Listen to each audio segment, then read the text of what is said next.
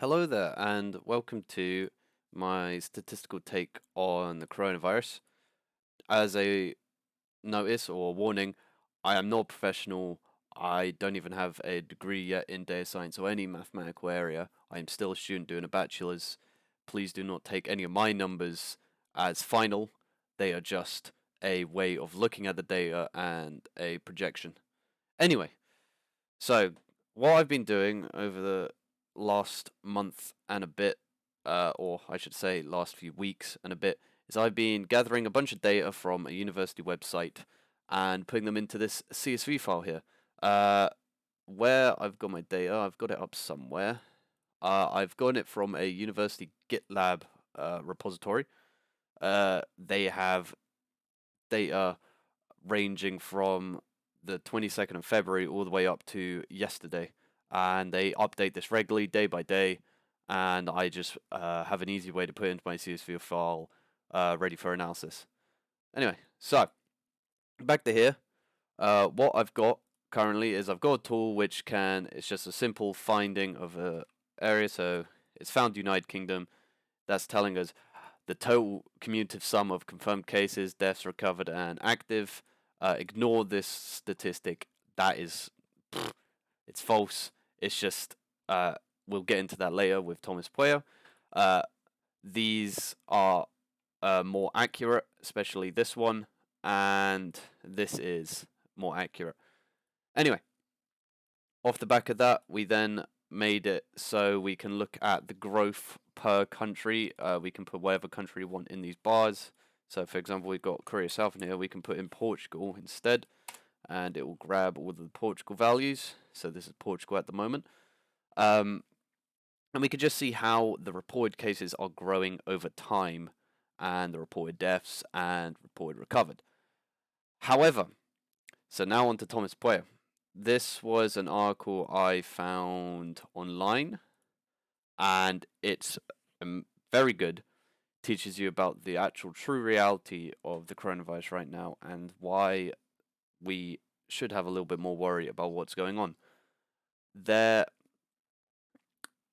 What he emphasizes, I believe, is that the reporting structure for cases is is kind of a falsehood of an actual statistic projecting how many cases there actually are.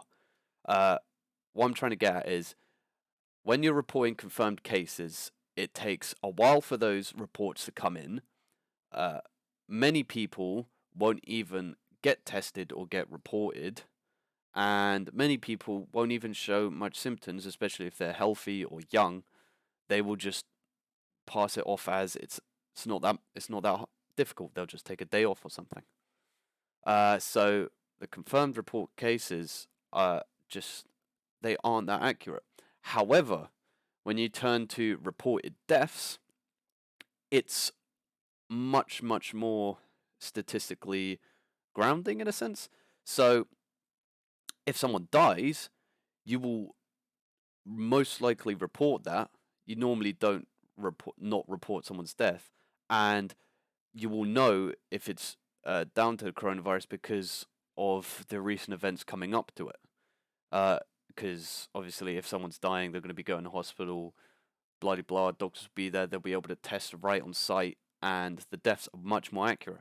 So, going off the back of the reported deaths, you can use a bunch of statistics to backtrack and calculate an actual amount.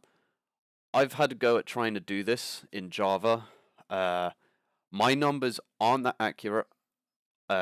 They are okay for the start to around like a middle ground.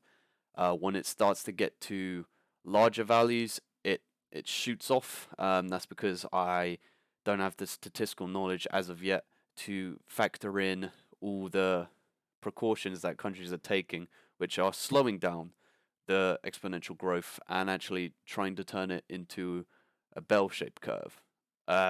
Anyway, so how my calculations work, it takes in a variable of mortality rate. So a value of 4 is a 4% mortality rate. It takes in a variable for days to double. So this is how many days does it take for the amount of cases to double. We've got it at 6. And days to death, this is So when someone gets infected, what's the average amount of days it takes until that person will die? And that is 17, which is a very long time. Why it's so contagious. Anyway, if I need to close this because that was from a previous run. Oh yeah, need to point out how I get input in there is I just copy this confirmed, all these confirmed and deaths per country, and for this for United Kingdom, and I've done it for Italy, and I put in a CSV file since CSV can be read, and the time is just something you can convert. So time 1 is equal to the 22nd of January, the 22nd of January, and it's just each consecutive day after that going up by 1. So now what we can do is run this. It will grab that data that was in that file and produce a new CSV file. So let me just open that. That is not it. Here it is. Okay. This is then the projected values per country.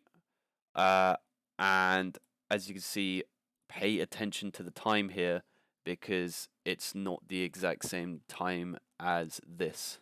So at time 42, which if we go back into the the data, which is around about here, I believe. I think I've calculated. Yep, there.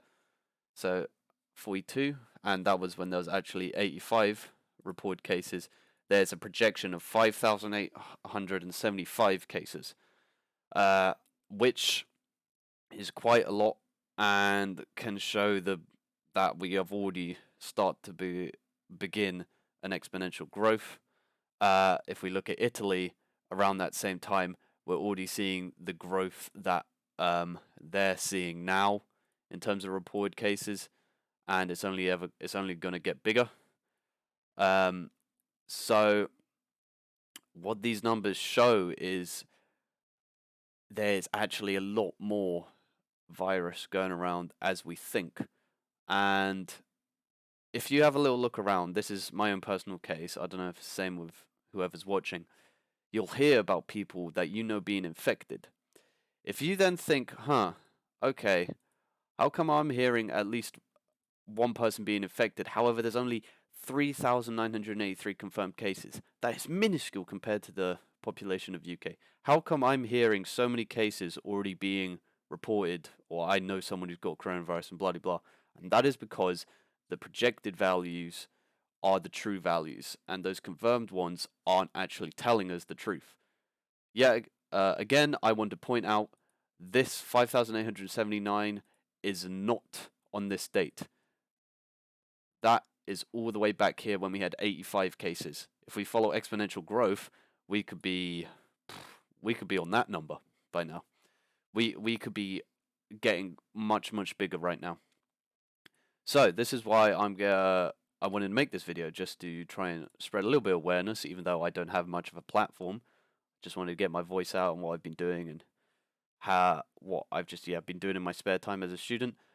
Also want to point out that if people could read Tomas Pueyo's article, I am a huge statistical nerd, and I absolutely loved both of his articles. They provide such a nice, in-depth look and realistic look at coronavirus, away from just the media reporting the same statistic over and over again. Like, they only report the death count, away from them just saying, oh, we're doing this and doing that. Just pure numbers, a lot, and it gives you the complete truth. But yeah, anyway, all doom and gloom. I will point out one nice statistic if you haven't already heard. China has began to peak off, or is already at the end, I should say. Getting close to the end, I should say. They're in that dance stage. If I go to this article, if you go Hammer and Dance, this is his second article, talking about the structures of them. So the ideal curve is the hammer and the dance. China has already is most likely either here or is already ongoing in the dance structure. which is just a way of visualizing.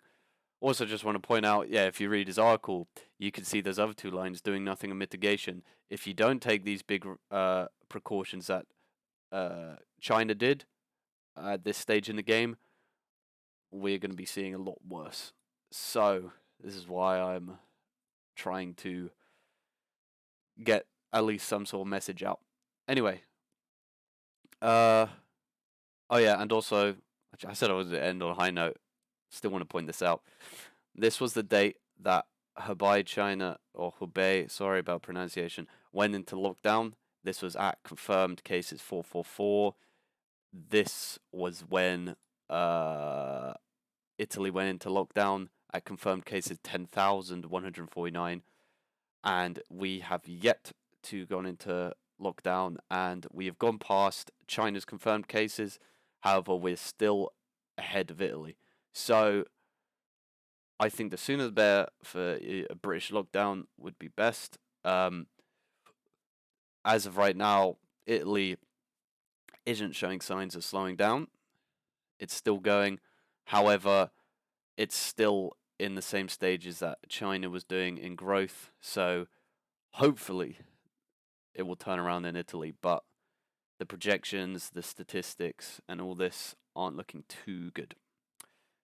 Oh yeah, and sorry, this is me just throwing the stuff into R. This is why I'll put in CSVs.